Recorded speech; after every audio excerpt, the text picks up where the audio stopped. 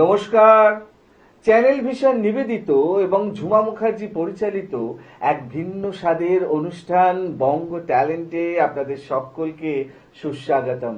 বন্ধু, আজকের পর্বে একজন বিশিষ্ট গুণী বাচিক শিল্পীকে পেয়েছি। শুধু যে উনি বাচিক শিল্পী তাই নন, উনি একজন লেখিকা, কবি। অনেক কথা হবে, গল্প হবে।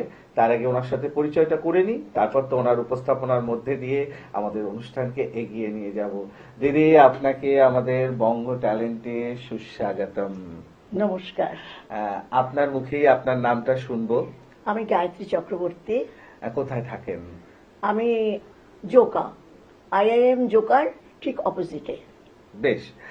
আপনি তো বঙ্গ ট্যালেন্টেই প্রথমবার এলেন, তাই আপনার সম্পর্কে আমাদের দর্শক বন্ধুদের যদি দু চার কথা বলেন তাহলে পরিচয় পর্বটা হয়ে যায়। হ্যাঁ, আমি স্কুল কলেজ এইসব জায়গা থেকেই একটু আধটু লেখা করতাম।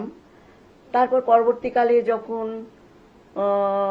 নিজের জীবনে প্রবেশ করি, তখনও কিভাবে জানি কবিতাটা বিভিন্ন কাগজ, ম্যাগাজিন, বইমেলা সব জায়গাতেই এলো। এইভাবেই আমার কবি জীবনের শুরু। আর একটা কথা, আমি কবিতা বলা শিখেছি প্রথমে, তারপর লেখালেখি সেটা অনেক পরের। প্রথমে লেখালেখি ছিল, সেটা খুব ছোট, যেমন স্কুলে আমরা ম্যাগাজিন করতাম হাতে লিখে, সেইভাবে। আচ্ছা, বাহ, খুব সুন্দর। দিদি, আজকে তো আপনারই লেখা কবিতা আমরা শুনবো, মানে কবি কণ্ঠে কবিতা পাঠ বা আবৃত্তি যাই বলি না কেন। তো শুরুটা কি দিয়ে হবে? শুরুটা আমরা তো এখনকার মানুষেরা পাখি বা এগুলোকে অনেক কমে যেতে দেখেছি। আমাদের এনভায়রনমেন্ট অনেকের প্রবলেম হয়েছে, পলিউশন হয়েছে। এবং আগেকার দিনে আমরা যেমন বাড়িতে থাকলে শালিক, চড়াই এগুলো কোনো ব্যাপারই না, সবসময় আসতো। কিন্তু এখন কিন্তু আমরা দেখতে পাই না, অনেক কমে গেছে এবং আমাদের খারাপ লাগে। সেইটা নিয়েই পাখিদের যে আমরা দেখতে পাচ্ছি না এবং এনভায়রনমেন্টের উপর তার কি প্রভাব পড়ছে, সেটা নিয়ে আমার আজকে এখনকার কবিতা, প্রথম কবিতা। বাহ, শুরু করুন তাহলে।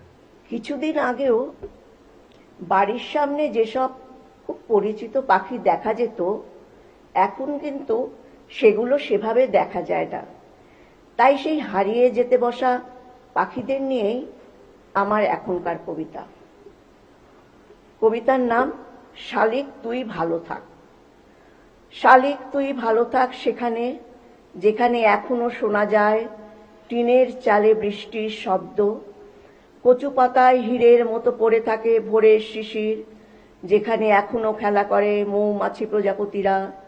12 তলায় ঠান্ডা ঘরে বসে দেখা যায় না তোদের জোড়ায় জোড়ায় ভাষা, আগাম দিনে শুভ বার্তা বয়ে নিয়ে আসা। তোরা ভালো থাক, আমার জন্যে ভালো থাক, ভালো থাক নতুন প্রজন্মের জন্য। তারা হয়তো কোনোদিন যাবে সেই দেশে যেখানে কালো আকাশ ভেদ করে দিনের প্রথম সূর্য উষার আগমন বার্তা নিয়ে আসে, যেখানে এখনো ঘাসের ওপর শিশির পড়ে, প্রজাপতি মৌমাছি ফুল দেখে খুশি হয়। শালিক তুই ভালো থাক, আমার জন্যে, আমাদের সবার জন্যে ভালো থাক। দারুণ, মানে সত্যি এটা একটা কঠিন সমস্যা। এনভায়রনমেন্টের উপর প্রবলেম পড়ে যাচ্ছে। একদম একদম একদম আমরা চিন্তিত যে এই জিনিসগুলোকে আমাদেরকে সরাতে হবে, বেরিয়ে আসতে হবে এই সমস্যা, এই জিনিসগুলো থেকে বেরিয়ে আসতে হবে। এবং আমাদের পরবর্তী প্রজন্ম, ছেলে মেয়ে বলুন, তার পরবর্তী প্রজন্ম, যারা নাকি একটা পলিউশনহীন, আমাদের যে বাংলায় আমাদের যে পশু পাখি যারা আমাদের বাড়ির চারপাশে গৃহপালিত না হয়েও ঘুরে বেড়ায়, যাদেরকে আমরা ভালোবাসি, হয়তো আমি পুষি না তাকে, কিন্তু ভালোবাসি, কিন্তু তাকে আমি ভালোবাসি, খাবারও দিই, ভালোবাসি। এবং রোজ কেন এলো না সেই কথাটা আমার মনে হয় আসতেও এলো না, সেইটা পরিবারের একজনের মতনই, পরিবারের একজনের মতন। এবং কেন হলো না, সে এলো না, সেইটাই মানে খুব চিন্তার বিষয়, ভাববার একদম বিষয়। একদম একদম ঠিক ঠিক ঠিক। দিদি, আমরা পরের নিবেদনে যাই। হ্যাঁ। এরপর কি শোনাবেন বলুন? এরপরে আমার পরের কবিতা, আমি মুখবন্ধটাই প্রথমে পড়ি। হুম হুম। আগেকার দিনে বেশিরভাগ বাড়ি যৌথ পরিবার ছিল। সেখানে ঠাকুমা, ঠাকুরদা, দাদা, দিদি, মা, বাবা, কাকা, কাকিমা সবাইকে নিয়ে হতো পরিবার। এখন কিন্তু এই পরিবারগুলি ছোট পরিবারে রূপান্তরিত হয়েছে এবং অনেক জায়গায় ছেলে বা মেয়েরা কর্মসূত্রে বা অন্য কোনো কারণে বাইরে থাকে। সেই কারণেই বয়স্ক লোকেদের ঠিকানা হয় বৃদ্ধাশ্রম। সেই তাদের নিয়েই আমার এখনকার কবিতা। আমার কবিতার নাম ঠিকানা। এখানে সবারই ছিল সংসার, সন্তান, সবকিছু ছিল ঠিকঠাক, গর্ব করে বলার মতো। হঠাৎ কি করে যেন ঠিকানা গেল বদলে। ওরা নিয়ম করে সূর্য ওঠার সাথে শরীর চর্চা করে, টিভিতে খবর শোনে, বন্ধুর সাথে গল্প করে, সবাই বলে বেশ আছে। দুর্গাপুজোয় ঠাকুর দেখে, তবু কেন যে মনে পড়ে রান্নাঘরটার কথা। সামনের লনে বসে মনে করতে চেষ্টা করে বিদেশের প্রচন্ড বরফে ছেলের অফিস যাওয়ার অসুবিধার কথা। ওরা ভালো থাক। প্রতি বছরই তো জন্মদিনে শুভেচ্ছা জানাতে কখনো ভোলে না। এখানে কত বন্ধু, নিয়মিত ডাক্তার, সবাই কত খোঁজ রাখে। কিন্তু ওই আর কি, আত্মীয় স্বজন, সন্তান সবাইকে ছেড়ে ওরা বৃদ্ধাশ্রমের বাসিন্দা। দারুণ, মানে সত্যি এটা খুব বাস্তব একদম পুরো। এখনকার দিনে এটা মানে এটাও একটা আমাদের ভাবার মতন, মানে বিশেষ চিন্তার বিষয়। মতন। একদম একদম একদম। কারণ সেই যে বাড়িটায় সে একদিন তৈরি করেছিল, হুম, হুম, হুম। একটা একটা ইট করে ও। তার ছেলে মেয়েকে মানুষ করেছিল কত কষ্ট করে। কত কষ্ট করে, এবং তাদের জ্বর, অসুখ, স্কুলের পরীক্ষা সবটাই সে করিয়ে দিয়েছিল। তারপরেও তাকে কিন্তু একটা সময় পরে বৃদ্ধাশ্রমে চলে যেতে হবে। চলে যেতে হলো, এটা উপায় খুবই নেই কোনো। খুবই খুবই প্যাথেটিক, খুবই দুঃখের বিষয়। এগুলো এখন আমাদের বর্তমান কালের নতুন সমস্যা। একদম নতুন সমস্যা। না, এইটা অবশ্য বৃদ্ধাশ্রমের বিষয়টা অনেক আগে থেকেই ছিল, এখন আরো বেড়ে গেছে আর এখন কি, প্রকট। প্রকট হয়েছে একদম পুরো। দিদি, আমরা পরের নিবেদনে যাই। হুম। কি শোনাবেন বলুন? আমরা সবাই ভালোবাসি ভগবান বুদ্ধকে। তার বাণী আমাদের সবাইকে শক্তি যোগায়, কঠিন বাস্তবের মুখোমুখি হতে আমাদের সাহায্য করে। তাকে প্রণাম জানিয়ে এখন আমার কবিতা। তুমি সিদ্ধার্থ, রাজ সিংহাসন হয়েছিল শূন্য, রাজ মুকুট করেনি তোমায় আকর্ষণ, বৈভব প্রাচুর্য করেনি তোমার স্পর্শ। সুন্দরী প্রিয়তমাকে একাকী রেখে তুমি চলেছিলে মুক্তির খোঁজে, পেরেছিলে পার্থিব সমস্ত কিছুর থেকে মুক্ত করতে নিজেকে। পৃথিবীকে তুমি শুনিয়েছিলে শান্তির বাণী, তাই তো তোমার চরণতলে বসে শত শত মানুষ যুগ যুগ ধরে হয়েছে ধন্য, মানুষ হয়েছে জ্ঞানপ্রাপ্ত, হয়েছে জাগরিত।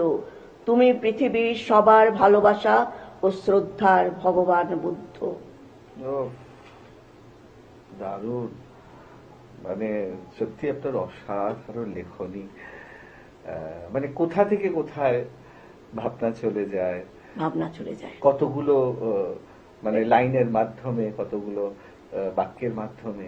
এ আমরা যা শুনি, যা দেখি, আর খানিকটা ভাবি, হুম, এই সবটা নিয়ে মিলিয়েই কবিতা। কবিতা। এই নিয়েই আমাদের একদম কবিতা। বাস্তব ছাড়া তো কিছু হয় না। না, একদমই বাস্তবকে না। নিয়েই বাকিটা কল্পনা দিয়ে মিশিয়ে তৈরি হয় আমাদের কবিতা। অতীত নিয়ে, একদম সবটা নিয়েই কবিতা। সবটা নিয়ে কবিতা। অসাধারণ। দিদি, কথা তো হবেই, কবিতাও আরো শুনবো। এখন সময় একটা ছোট্ট বিরতি নেওয়ার।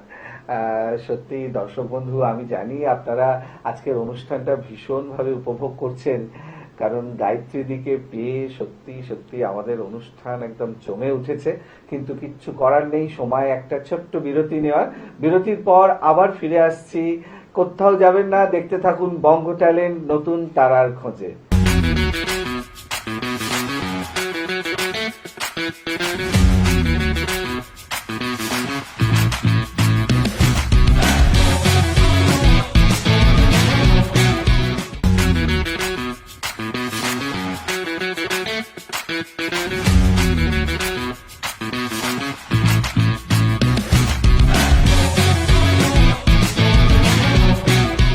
বিরতির পর আবারও ফিরে এলাম আপনাদের প্রিয় অনুষ্ঠান বঙ্গ ট্যালেন্টকে সঙ্গে নিয়ে, আর সঙ্গে আছে গায়ত্রী দি।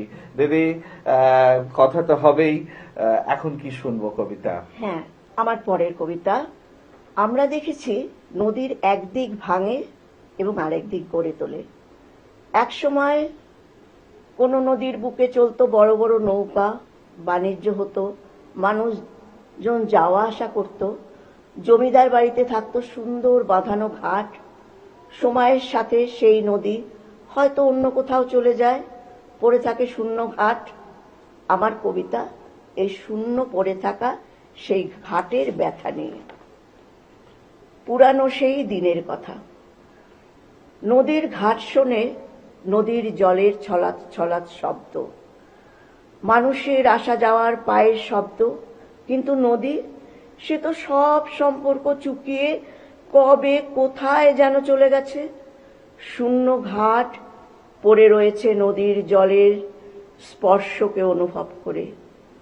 ঘাট অতীতে চলে যায়, সে শুনতে পায় মাঝিদের চিৎকার, জোয়ারের শব্দ, নৌকা থেকে নামা নতুন বউয়ের নুপুরের শব্দ। অযত্ন আর অবহেলায় পড়ে থাকা ঘাট জোয়ারের জলের স্পর্শে শিহরিত হয়। এই ঘাটের কাছে আসে আরো একজন। পূর্ণিমার চাঁদের আলোয় চারিদিক যখন মায়াময়, সেও শুনতে পায় জোয়ারের শব্দ, মাঝিদের চিৎকার। সেই লাল টুকটুকে বউ, খড়খড়ির জানলা দিয়ে যার ছিল পৃথিবীর সঙ্গে যোগাযোগ। এই ঘাটের মতো সেও শীর্ণ, জীর্ণ, ক্লান্ত, ঘাটের সঙ্গে একাত্ম হয়ে অতীতকে ফিরে পাবার জন্য সেও ব্যাকুল হয়ে ওঠে। দারুণ। নদী, ঘাট, মানুষের সাথে যে সম্পর্ক। আমরা দেখি না হেরিটেজ বিল্ডিং, একদম। সেরকম আপনি যদি গ্রামে যান তখন দেখতে পাবেন বহু জায়গায়, খুব বেশি দূরে নয়, এই আমাদের এই দক্ষিণ চব্বিশ পরগনারও বিভিন্ন জায়গায় ঘুরলে দেখা যায় যে জমিদার বাড়ির আউট হাউস ওইসব পড়ে রয়েছে। পড়ে রয়েছে শুধু ঘাট, একটা জলাশয় আর ঘাট, এরকম অনেক দেখা যায়। একদম একদম। এবং যেগুলো নাকি কেউ আর থাকে না, আবার নেন, তারা হয়তো অন্য কোথাও চলে গেছে সেই জমিদারেরা। একটা সময় ভীষণই ভাবে সেটা ব্যবহার করা হতো। একটা সময় ভীষণই ভাবে ব্যবহার। আমরা তো জানি যে আমাদের এই শখের বাড়ির ওদিকে যে গঙ্গা ছিল, সেই গঙ্গা কোথায় চলে গেছে। কোথায় চলে গেছে। আবার আমি দেখেছি, আমি যখন যাওয়া আসা করি দেখি মাঝির পাড়া, তখন আমার মনে হয় আরে তাহলে তো নিশ্চয়ই এখানে মাঝিদের পাড়া ছিল। এখন সেখানে বড় বড় বিল্ডিং, অন্য অন্য আরো ধর্মের মানুষরা চলে এসেছে, নানান রকম বর্ণের শহর, সম্পূর্ণ শহর। কিন্তু মনে করলে মনে হয় যে জায়গায় নদী ছিল, এই জায়গায় ঘাট দেখা যেত, এই জায়গায় মাঝি পাল্লার চিৎকার হতো, সেই নিয়েই লেখা। সত্যি তাই, অনবদ্য লেখনী। সত্যি যত শুনছি তত মোহিত হচ্ছি। আচ্ছা দিদি, আমার খুব জানতে ইচ্ছা করছে, মানে ধরুন আপনি তো আপাতমস্তক একজন সংসারী মানুষ, তো সেই সংসার তো সামলাতেই হতো, তার পাশাপাশি লেখালেখি, মানে সেটাকে ব্যালেন্স করতেন কিভাবে? সেভাবে কিছু না, একটু সময় পেলাম, কিছু দেখে কোথাও গেলাম, অনেক যাওয়া হতো, কোথাও গেলাম তখন ওই মনে থাকলো, কিছু দেখে মনে হলো, তখন ওইটা যেটা নিয়ে কিছু লেখা যেতে পারে, হয়তো দুটো লাইন লিখে বসে থাকলাম, তারপরে আবার কিছুটা মাথায় আসলো, আবার একটু করে করে একদিন বসে সেটাকে শেষ করে ফেললাম। আচ্ছা আচ্ছা, মানে একদম পার্ট বাই পার্ট আর কি, মানে থরে থরে জিনিসগুলো এগিয়ে যেত। সত্যি অসাধারণ লেখনী, খুব সুন্দর। দিদি, এর পরের নিবেদন কি হবে তাহলে? হ্যাঁ, আমার পরের কবিতা এটা হলো যে জীবনের নানা সময়ে আমাদের অনেক পরিস্থিতির মধ্যে দিয়ে যেতে হয়, ঠিক অনেক রকম ভাবে আমাদের ঘুম ভাঙে, সেই নিয়ে আমার এখনকার কবিতা। ঘুম ভাঙার গান। সিস্টারের ডাকে ঘুম ভাঙে হাসপাতালের বেডে, কখন যেন মোরগের ডাকে সকাল হয়েছিল।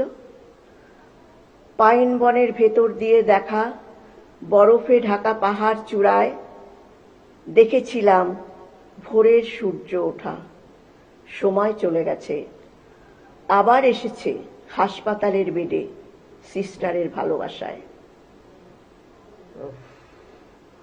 মানে ছোট্ট কয়েকটা লাইন দিয়ে কত সুন্দর একটা তাই না বলুন? হ্যাঁ, আমাদের কত রকম ছোটবেলায় মা বাবা ডাকে, ওঠো, মুখ ধোও, পড়তে বসো, খাও।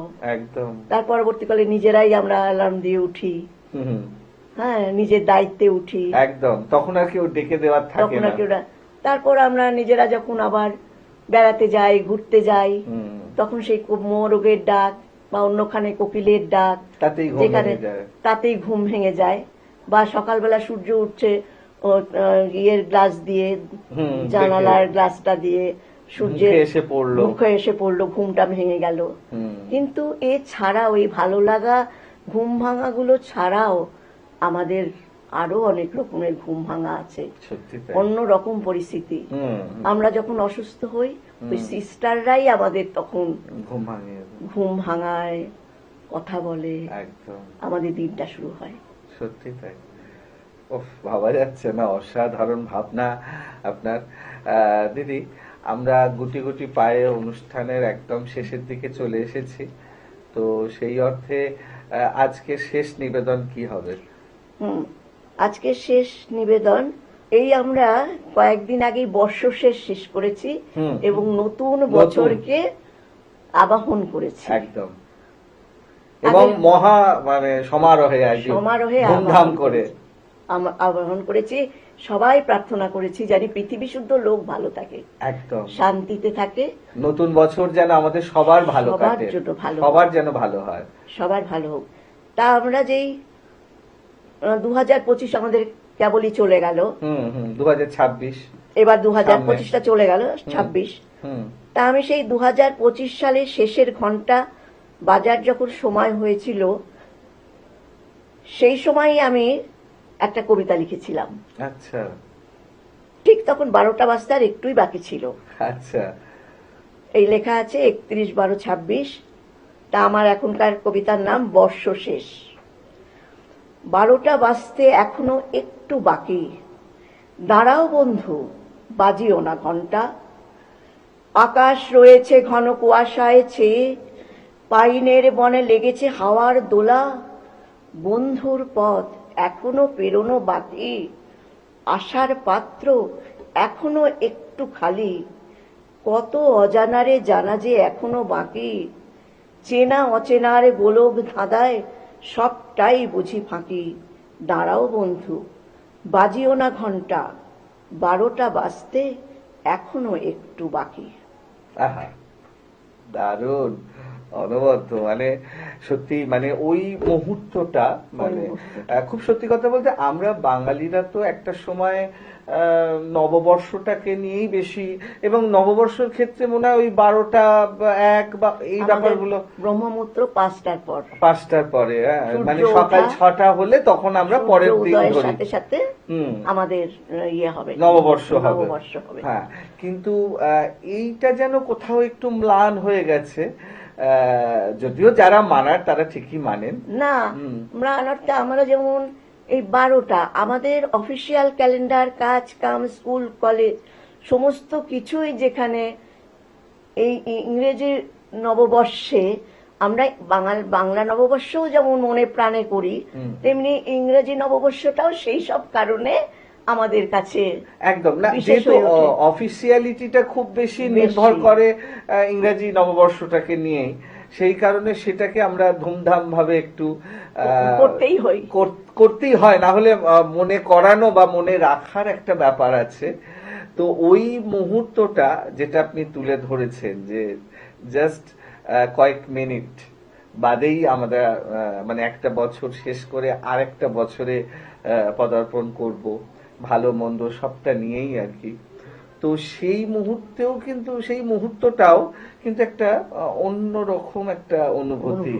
হ্যাঁ, কারণ আমরা ভাবি বোধহয় আমরা সবসময় নতুনটাকে ভালো হিসাবেই নিই, যে ভালোই হবে এরকম একটা, হ্যাঁ, সেটা আশা থাকে সবসময় একটা আশা থেকে পজিটিভ, একদম হয়তো নাও হতে পারে, হ্যাঁ, কিন্তু পজিটিভ থিঙ্কিংটা নিয়েই সবসময় পজিটিভটা নিয়েই এগোই। আমরা এগোই। আমরা ভাবি যে আর কয়েকটা মিনিট, আর কয়েকটা মিনিট, তারপরেই কিন্তু আমাদের নতুন বছর। আর আজকের অনুষ্ঠানও শেষ, একদমই শেষের দিকে। মানে কি বলে আপনাকে ধন্যবাদ জানাবো বুঝতে পারছি না। অসাধারণ, এটা- মানে আপনার লেখা যে এত সুন্দর সুন্দর কবিতা আজকে আমাদেরকে উপহার দিলেন, তার জন্য অসংখ্য ধন্যবাদ। এবং খুব শীঘ্রই আবারও আপনাকে আসতে হবে দর্শকদের ভালোবাসায়। আজকে অনেক ধন্যবাদ। একদম আজকের মতো সময় শেষ দিদি। সত্যি দর্শক বন্ধু, আপনারা কিন্তু আমার সাথে একমত হবেন। আজকে গায়ত্রী দিকে পেয়ে আমাদের অনুষ্ঠান একদম কবিতায় কবিতায় অন্য রকম একটা মাত্রা পেল। খুব সত্যি কথা বলতে এরকম অনুষ্ঠান থেকে বিদায় নিতে ইচ্ছা করে না, বিশ্বাস করুন, কিন্তু কিছু তো করার নেই, সময় একদম শেষ, বিদায় তো নিতেই হবে। তবে বিদায় নেওয়ার আগে সেই গুরুত্বপূর্ণ কথাটা আবারও বলে যাই, আপনারাও যদি আমাদের এই অনুষ্ঠানে অংশগ্রহণ করতে চান তাহলে দেরি কেন, চট করে আপনাদের একটা পারফরমেন্সের ভিডিও আমাদেরকে হোয়াটসঅ্যাপ করে দিন। আর সেই ভিডিও যদি আমাদের ভালো লাগে তাহলে আপনারাও চলে আসতে পারবেন আমাদের এই অনুষ্ঠানে অংশগ্রহণ করতে। আমাদের হোয়াটসঅ্যাপ নাম্বার 9804272808। তাহলে দর্শক বন্ধু, আজকের মতো বিদায়। আবারও দেখা হবে আগামীকাল ঠিক এই সময়ে। ততক্ষণ পর্যন্ত বিদায় বন্ধু।